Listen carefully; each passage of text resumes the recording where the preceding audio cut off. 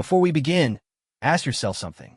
What if the one thing that makes you you, your name, your face, your memories, your loyalties, wasn't real? What if you woke up one day and found out you were three different people, and every single one of them had a promise to break? This is a story about a woman who gets an assignment. An assignment that says, betray your species, betray your family, betray your own heart. And the worst part? She's already agreed to do it. Her name is Kaylin, but that's not her real name. She doesn't have one anymore. Strap in, because we're about to find out what happens when humanity's greatest weapon isn't a bomb, a ship, or a super soldier. It's a woman who has nothing left to lose, except everything she didn't know she had. Part 1. The water on Titan tastes like rust and regret. Kaylin learned that 6 months ago, her first night on the mining colony, when she broke into the atmospheric recycler just to feel something other than recycled fear. She'd cupped her hands under the condensation pipe and drunk until her stomach cramped. Now, she stood in the same tunnel, her back against frosted metal, watching a maintenance drone paint a fresh warning stripe across the floor. Restricted. Authorized personnel only. The paint was still wet. She counted her breaths. 1, 2, 3. Her handler's voice crackled through the subdermal implant behind her left ear. Not words exactly, more like the shape of words. Pressure changes against her jawbone. She learned to read them the way sailors read wind. Go. She went. The tunnel curved downward, past the geothermal vents where colony engineers had tapped Titan's core heat. Steam hissed through pressure valves. The air smelled of sulfur and hot metal. Kaylin's boots left prints in the frost, but she didn't worry about that. By the time anyone checked the security feeds, she'd be gone. Or dead. Either way, the prints wouldn't matter. She stopped at Junction 7B. The access panel was old, pre-Exodus design, with a physical keypad instead of a neural interface. That was why she'd been chosen. The syndicate needed someone who could touch old things without leaving a digital ghost. Her fingers hovered over the keys. She remembered the first time she'd done this. 9 years old. A locked pantry in a refugee camp on Mars's third moon.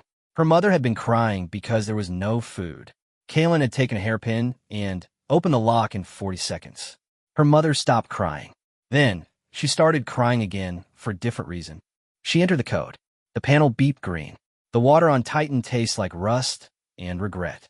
Kaylin learned that 6 months ago, her first night on the mining colony, when she broke into the atmospheric recycler just to feel something other than recycled fear.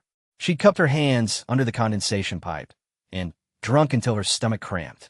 Now, she stood in the same tunnel, her back against frosted metal, watching a maintenance drone paint a fresh warning stripe across the floor.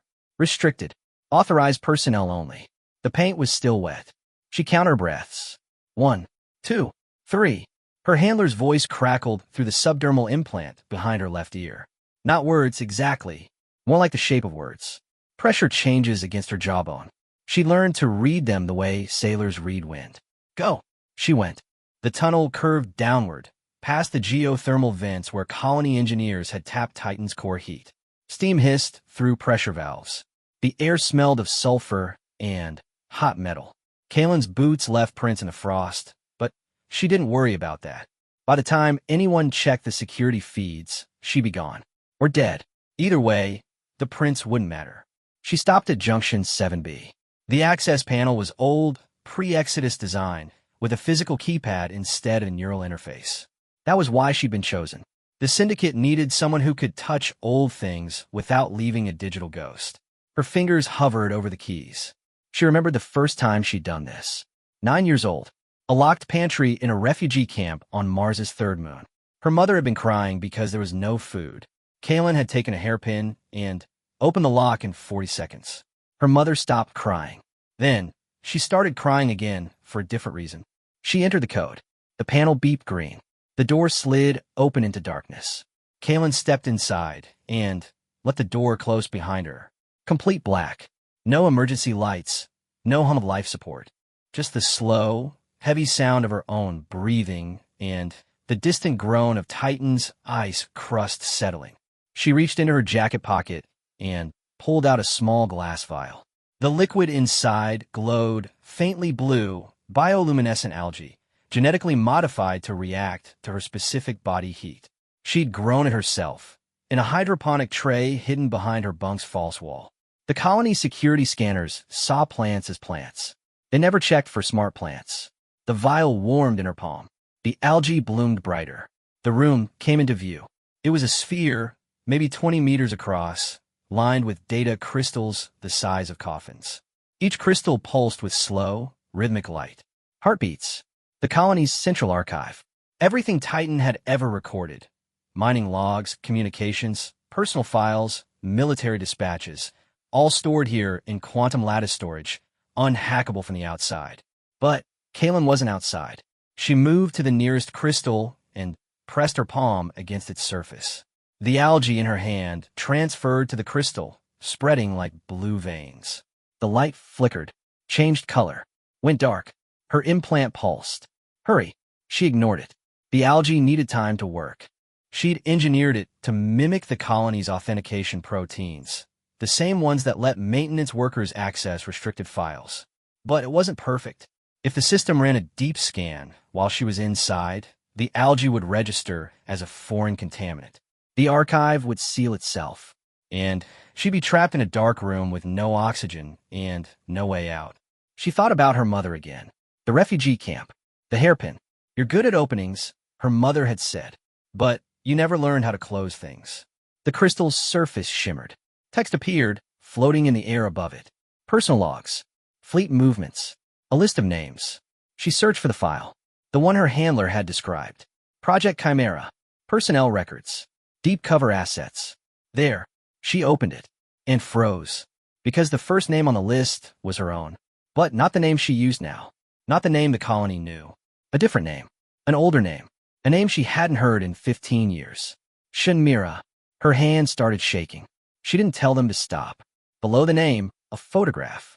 A girl, maybe 12 years old, with close-cropped hair and a bruise on her cheekbone, standing in front of a military recruitment poster, smiling like she'd already forgotten what fear felt like. Kaylin remembered that girl. Remembered being her. Remembered the recruiter's words. You've got a gift, kid. We can train it. We can use it. Or you can starve on Mars. She'd signed the papers the same day. The file scrolled. Mission logs. Psychological evaluations. A list of every alias she'd ever used. Every identity she'd worn like a mask. Kaylin Voss. Lin Shu. Petra Asagi. The ghost of Ganymede. But the last entry was different. Current assignment. Infiltrate Titan mining colony. Designation. Deep cover. Long-term. Objective. Monitor colony personnel for syndicate sympathies. Termination authorized if compromised. That was her. That was the mission she thought she'd been running for the past 6 months. Monitoring. Reporting. Surviving. Except, below that in red text, a different objective. One she'd never seen before. Secondary objective. Activated upon archive access. Retrieve file Chimera 7. Deliver to handler. Terminate all witnesses. Self-termination upon completion. Asterisk her blood turned to ice water. She read it again. Self-termination upon completion. She stopped breathing. Just for a second. Just long enough to feel the walls press closer. The implant behind her ear pulsed again. Harder this time. Almost painful. Confirmed, the pressure shape said. Proceed. They'd known. They'd always known. This wasn't a retrieval mission. It was a disposal mission. She was supposed to read the file, pass it along, and then put a bullet through her own skull. No loose ends. No retired operatives with too many secrets. Kaylin pulled her hand away from the crystal. The algae retracted, leaving faint blue stains on her palm. She didn't move for a long time. She thought about the hairpin, the pantry, her mother's tears. She thought about the recruiter's smile. She thought about every lock she'd ever opened, every door she'd walked through, every version of herself she'd left behind like a shed skin. Then, she thought about something else. The file she was supposed to retrieve. Chimera 7. She hadn't read it yet. She'd only opened the personnel records. The actual data package was still sealed, waiting for her authentication. What was in it? What was worth her life? She touched the crystal again. The interface shifted. A new prompt appeared. Authorization required. Voice print. Biometric. Neural signature. She provided all three. Her voice, steady despite the tremor in her chest. Her palm pressed flat. Her mind, reaching out through the implant to complete the circuit. The file opened, and Kalen understood. Chimera. 7 wasn't a weapon, wasn't a battle plan, wasn't a list of syndicate agents. It was a list of names. Human names. Thousands of them. All living in syndicate-controlled space. All marked for rehabilitation. She knew what that word meant. Everyone did. Rehabilitation was what the syndicate called it when they took someone apart and put them back together as someone else. Wipe the memories. Rewrite the personality. Turn a rebel into a loyalist. Turn a mother into a soldier. Turn a person into a tool. The names on the list weren't enemies. They were civilians. Teachers. Farmers. Mechanics. Children. Her throat closed up. The syndicate wasn't going to execute her because she knew too much. They were going to execute her because they needed her body to authenticate the retrieval. And once she was dead, they'd wipe the archive's logs, blame her death on a maintenance accident, and no one would ever know the list existed. Except now she knew. She had a choice. She could complete the mission, deliver the file, pull the trigger, die clean, with her cover intact, her handler satisfied, her name added to the syndicate's memorial wall, fallen in service. Or she could walk out of this room, find a ship, and run. Take the file with her. Hide somewhere the syndicate would never find her. Live long enough to grow old, maybe if she was lucky. But if she ran, the syndicate would just send someone else to retrieve the file. Someone who wouldn't hesitate. Someone who wouldn't read the names and feel her heart crack. She remembered her mother's voice. You never learned how to close things. No, she'd never learned how to close things because she'd never wanted to. Opening things meant possibility. Meant maybe. Meant the chance that something better was waiting on the other side. She closed her eyes.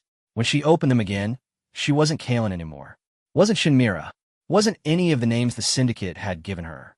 She was just a woman, standing in a dark room, holding a list of names that would be dead by morning if she didn't do something. Her implant pulsed. Status?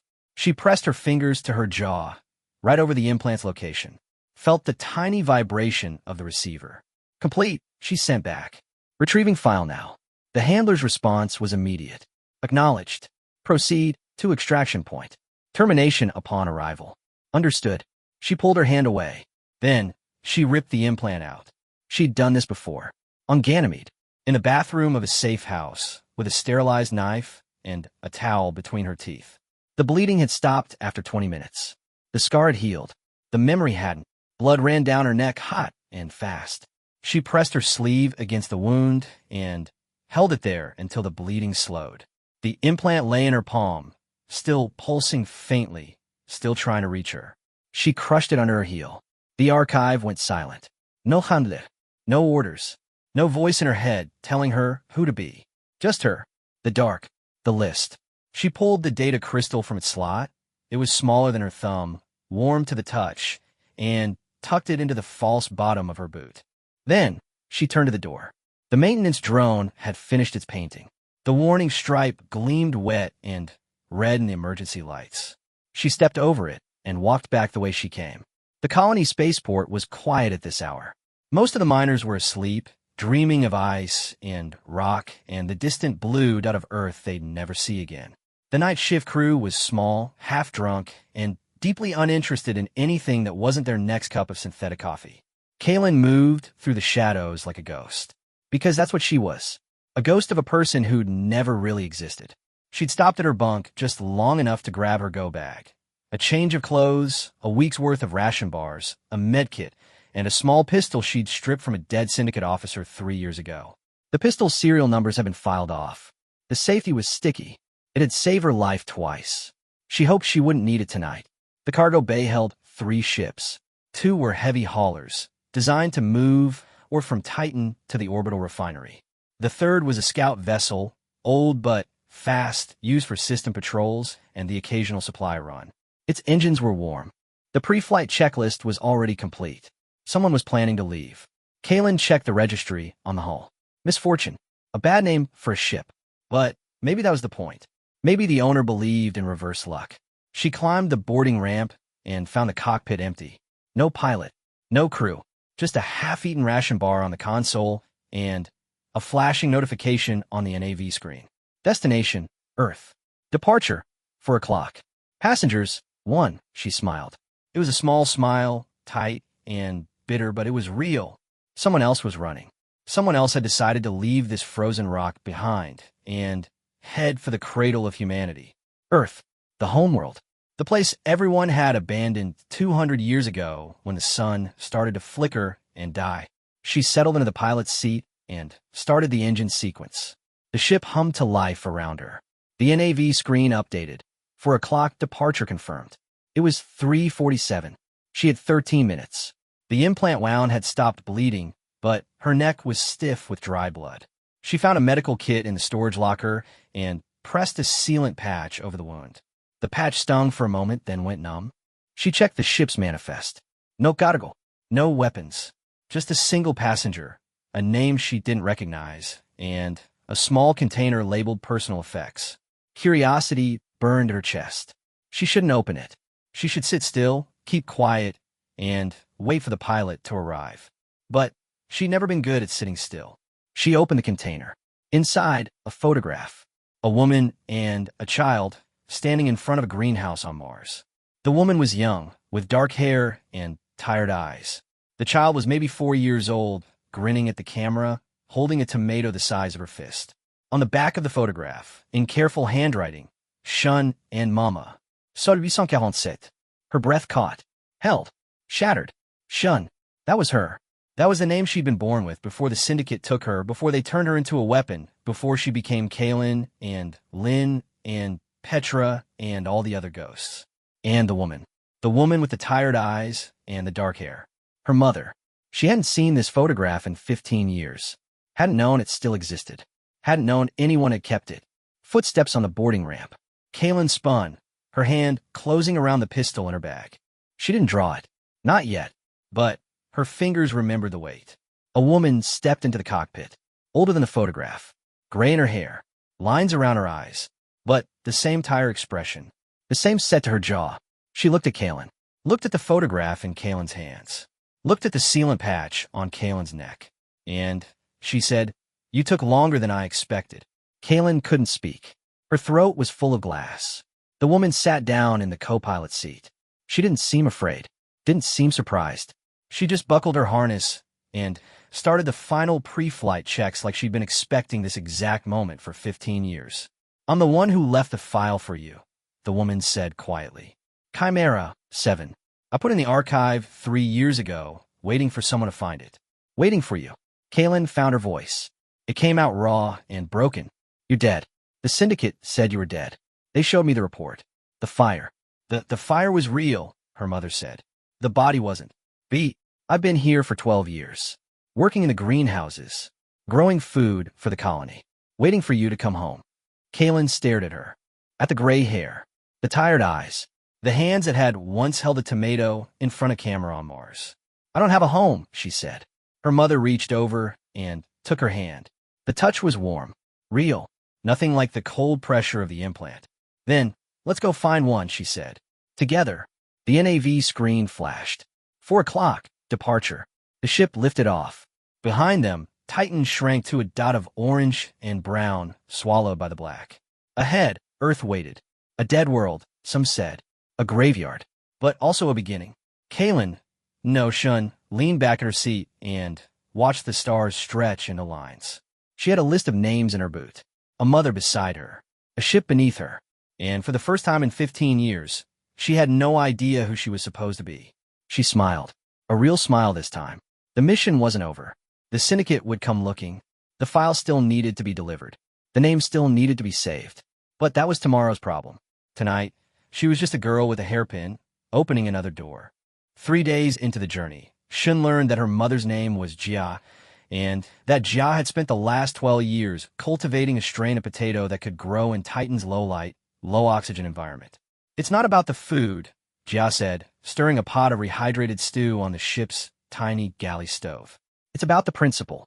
If you can grow a potato on Titan, you can grow it anywhere, including Earth." Shin sat at the small fold-out table, the data crystal from the archive resting between her thumb and forefinger. She'd been turning it over and over for 3 days, reading and rereading the list of names, memorizing them, carving them in her memory in case the crystal was lost or stolen. "There are 4,723 names on this list," she said. All civilians. All marked for rehabilitation. Do you know what that means? Jia stopped stirring. I know exactly what it means. She didn't turn around. Her voice was steady, but her shoulders were tight. Shin recognized the posture. It was the same way she held herself when she was trying not to cry. They're going to wipe them, Shin continued. Every memory, every personality, every reason they have to fight back. And then they're going to put them in uniforms and send them to the front lines. Human shields, cannon fodder, whatever the syndicate needs. Jia set down the spoon. She turned slowly and leaned against the counter. The galley was small, too small for two people to avoid each other. Shin could see every line on her mother's face, every gray hair, every scar she'd earned in 12 years of hiding. I know, Jia said again. I'm the one who found the list. Shin set the crystal down. Ow! I was a researcher before the syndicate took you. Agricultural genetics. Nothing secret, nothing dangerous. But I had access to the colony's data networks, and I was curious. She paused, looking for words. When they took you, I told myself it was for the best. You were hungry. You were alone. The syndicate offered food and training and a future. I told myself you'd be safe. I wasn't safe. I know. Jia's voice cracked. I found out later. What it did to you. The operations. The memory wipes. The conditioning. She wiped her eyes with the back of her hand. I found out, and I couldn't do anything. I was just a researcher on a frozen moon. No resources. No connections. No way to fight back. So you hid. So I hid. And I waited. And I looked for a way to make them pay. The list was in a secondary database, hidden behind layers of encryption that should have been impossible to crack. But I'd spent 12 years learning their systems. 12 years watching. Waiting. And one day I found a hole. Shin leaned forward. A hole. A maintenance backdoor. Someone in the syndicate's IT division had left it open, probably for their own convenience. I slipped through, copied the list, and hid it in the colony's central archive. Then I waited for someone to find it. You could have gone to the authorities, the Colonial Alliance, the Earth Remnant. Someone. Jia laughed. It was a bitter sound, hard and sharp. The Colonial Alliance is the syndicate. The Earth Remnant is a joke. There's no one left to trust, shun. No one except the people who are willing to do the dirty work. Shin felt the words land like stones in her chest. The people who are willing to do the dirty work. That was her. That had always been her. The syndicate had made her into a tool, and she'd let them because it was easier than starving. But now she had a choice. The ship, Shin said. The misfortune. You said you were the only passenger. But the manifest listed a different name.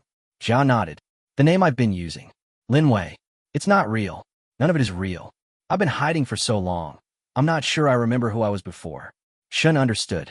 She understood better than anyone. Where are we going? She asked. Earth. Earth is dead.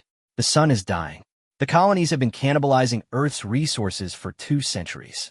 There's nothing there but ruins and radiation. Jia smiled. It was a small smile, tired but genuine. That's what they want you to believe. The ship's navigation system had a classified file locked behind a military-grade encryption key.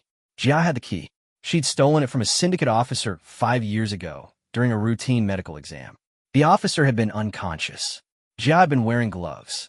There's a settlement, Jia said, pulling up the file on the main view screen. Hidden in the ruins of the old European Federation. They call it the Hearth. It's not on any map. The syndicate doesn't know it exists. The view screen showed a satellite image of Earth's northern hemisphere. A patch of forest in what used to be Germany. The image was old, pre-Exodus, but the coordinates were clear. Who lives there? Shin asked. Survivors. Refugees. People who refused to leave when the Exodus fleets launched. They've been there for 200 years, living underground, growing food in geothermal caves, keeping humanity alive in the one place the syndicate forgot to look. How many? A few thousand. Maybe more. They're careful. They don't advertise. Shin studied the image. The forest looked ordinary. Unremarkable. The kind of place you'd fly over without a second glance. And you think they can help us? With the list. Jia shrugged. I think they're the only ones left who might try. She reached across the table and took Shun's hand. The same warm touch. The same tired eyes. I didn't come back for revenge, Jia said. I came back for you. The list is just evidence. Proof that the syndicate is worse than anyone imagined. If we can get it to the hearth, if we can show them what's coming, maybe they'll fight. Maybe they'll find a way to stop it. Shin pulled her hand back, not because she wanted to, because she had to, because the touch was too soft, too real, too much like the life she'd lost. I'm not a hero, she said. I'm a weapon. The syndicate made me that way. Every mission I've ever run, every person I've ever hurt, I did it because I was told to. I don't know how to make choices. I don't know how to be good. Jia didn't flinch, didn't look away. You ripped out your implant. You stole the file. You got on the ship with me. Those sound like choices to me. Shin shook her head. That's survival. That's instinct. That's not. That's human. Jia's voice was soft but firm. That's all it's ever been. We make choices. We survive. And sometimes, if we're lucky, we find a reason to keep going. Beep. The ship's proximity alarm blared. Shin was on her feet before the second beep, her hand around the pistol, her eyes scanning the view screen. A blip. Small. Fast. Closing. What is it? Jia asked, her voice tight. Shin zoomed the image. The blip resolved into a ship. Syndicate design. Interceptor class. Armed. Company, Shin said. The Misfortune was a scout vessel. Fast but not fast enough. Armed but barely. The Interceptor had 4 missile bays and a plasma cannon. The Misfortune had a single-point defense turret and a lot of hope. Shin dropped into the pilot's seat and killed the autopilot. Her hands moved across the controls like they'd been doing it their whole lives because they had. Different ships, different names. Same hands. They're hailing us, Jia said, watching the comms panel. Don't answer. They're going to shoot if we don't. They're going to shoot anyway. The Interceptor fired a warning shot across their bow. Plasma lanced through the dark, bright, and terrible, missing by a few hundred meters.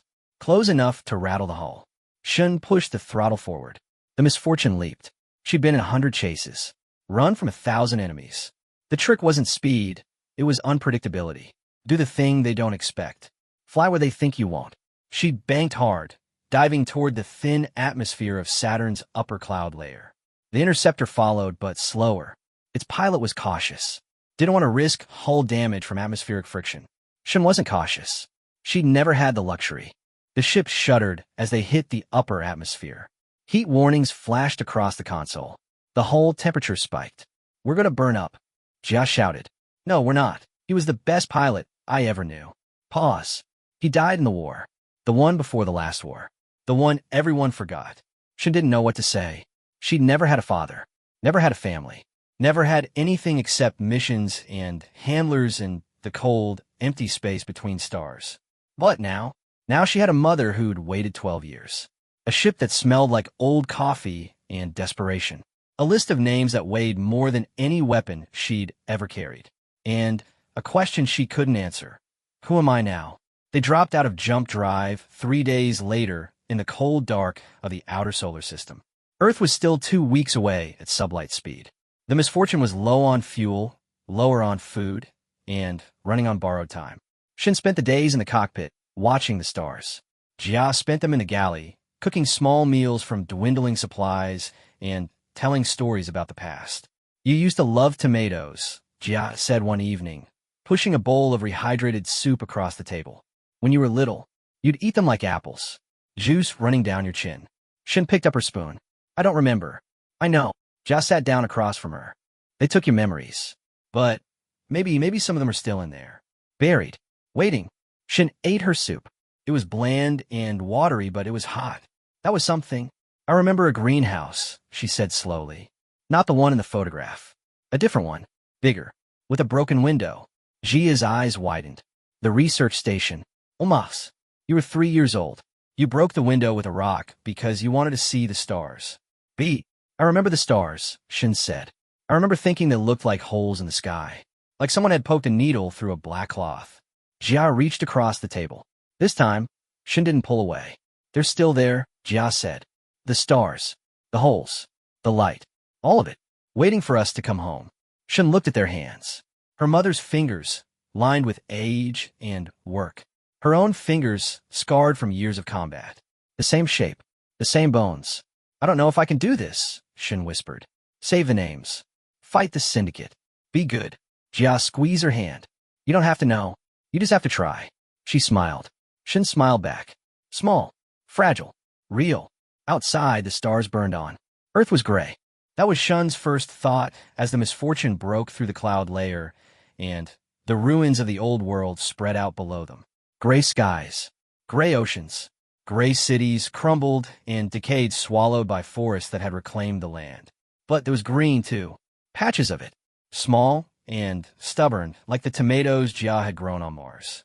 The hearth was hidden in the shadow of a mountain range, beneath a forest that had grown thick and wild in the centuries since humanity left. The entrance was a cave, wide enough for a small ship, hidden behind a waterfall that had carved its way through the rock over 10,000 years. Shin landed the misfortune on a stone platform lit by bioluminescent fungi. The air was cool and damp, smelling of moss and ancient water. Footsteps echoed from the tunnel ahead. She checked her pistol. The safety was off. Put that away, Joss said quietly. We don't know who they are. We know they're not Syndicate. That's enough. She hesitated. Then, she tucked the pistol into her jacket. The footsteps grew louder. A group of people emerged from the tunnel. Half a dozen, dressed in rough-spun clothes, their faces weathered by years underground. They carried no weapons. Their hands were empty. The one in front was old. Older than Jia. Older than anyone Shun had ever seen. His skin was dark and wrinkled, his eyes bright and clear. He walked with a cane made of polished wood, but he didn't lean on it. Jia, he said. His voice was soft, but it carried. You're late. Jia stepped forward. The Syndicate found us. We had to take the long way. The old man nodded. His gaze shifted to Shun. Studied her. Measured her. This is your daughter, he said. It wasn't a question. This is Shun. Shun felt the weight of his stare. She'd been looked at before, by handlers, by targets, by enemies. This was different. This was the look of someone who saw past the scars and the weapons and the cold, hard shell she'd built around herself. Welcome home, the old man said. And for the first time in 15 years, Shun believed it. The hearth was larger than she'd imagined. A network of caves and tunnels, carved by ancient rivers and expanded by human hands. There were homes built into the rock, greenhouses lit by artificial suns, a school where children learned history and mathematics and the names of stars. 2,000 people living in the dark, waiting for a world that had forgotten them. The old man's name was Eli. He'd been born in the hearth, the grandson of refugees who'd fled the Exodus. He'd never seen the surface, never felt the sun on his face. But he knew more about Earth's history than any scholar Shun had ever met. We keep the records, he said, leading them through the tunnels. Every book, every film, every song, everything the Syndicate tried to erase. It's all here. They stopped in front of a massive cavern. Inside, shelves stretched from floor to ceiling, filled with data crystals, paper books, ancient tablets, even a few scrolls. The air smelled of dust and old paper. This is the library, Eli said. The sum total of human knowledge. We've been adding to it for 200 years. Shun stepped inside. Her footsteps echoed off the stone walls. She walked past shelves of books, real books with pages and bindings and the faint smell of ink, and felt something shift in her chest. I didn't know any of this existed, she whispered. Ili noted. That's by design. The Syndicate wants you to believe that humanity's best days are behind us, that the only future is obedience. But they're wrong. He gestured to the shelves. This is our future. Not the technology, not the weapons, the stories, the memories, the things that make us who we are. Shun reached into her boot and pulled out the data crystal. It was warm from her body heat, glowing faintly in the dim light.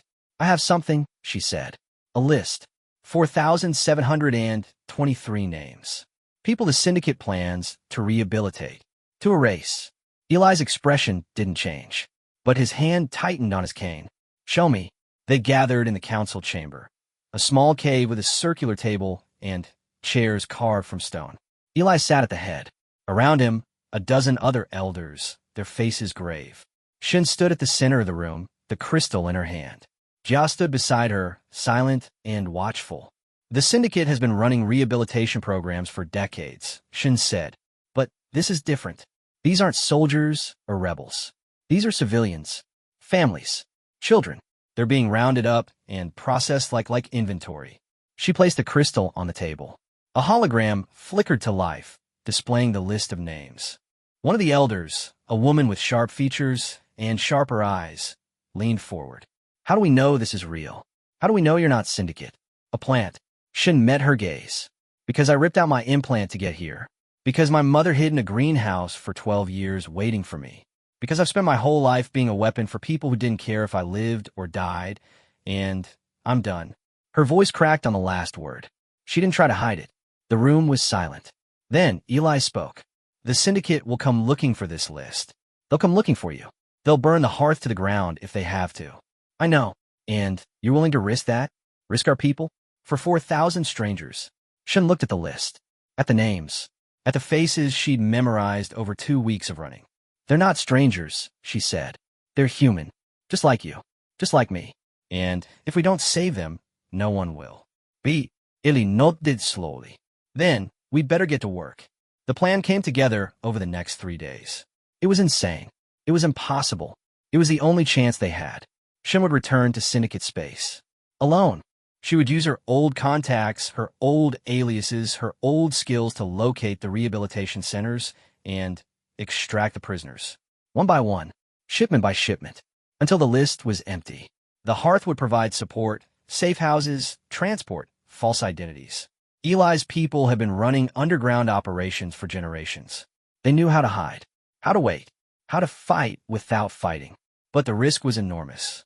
If the syndicate traced the operation back to the hearth, everyone in the caves would die, including Jia. I can't ask you to do this, Shin said to her mother on the last night. They were sitting in the greenhouse, surrounded by tomatoes and potatoes and the soft hum of artificial lights. You're not asking, Jia replied. I'm volunteering. You could stay here. Be safe. Jia laughed. Safe? Shun, I've been hiding for 12 years. I'm tired of being safe. I want to do something. Shun looked at the tomatoes. They were red and ripe, just like the ones in the photograph. Just like the ones she'd eaten as a child, juice running down her chin. I don't remember much, she said. But I remember that. The tomatoes. Your smile. The way the light came through the greenhouse windows. Jia reached over and took her hand. That's enough. That's everything. They sat in silence, watching the plants grow. The departure was quiet. No speeches. No ceremonies. Just Shun, her go-bag, and the misfortune waiting on the stone platform. Jia hugged her at the boarding ramp, tight and long, like she was trying to memorize the shape of her daughter's body. Come back, Jia whispered. I will. Promise me. Shin pulled back, looked into her mother's eyes, saw the fear, the hope, the love. I promise, she said. She climbed into the ship and sealed the hatch. The engines hummed to life. The platform fell away. Behind her, Earth shrank to a blue grade. Ahead, the stars waited. And somewhere out there, for 1,723 names were waiting to be saved. Shunmira, no longer Kalen, no longer a weapon, no longer lost, set a course for the edge of Syndicate space. She had a list. She had a mother. She had a reason to keep going. She smiled. The door was open. Now, she just had to learn how to close it.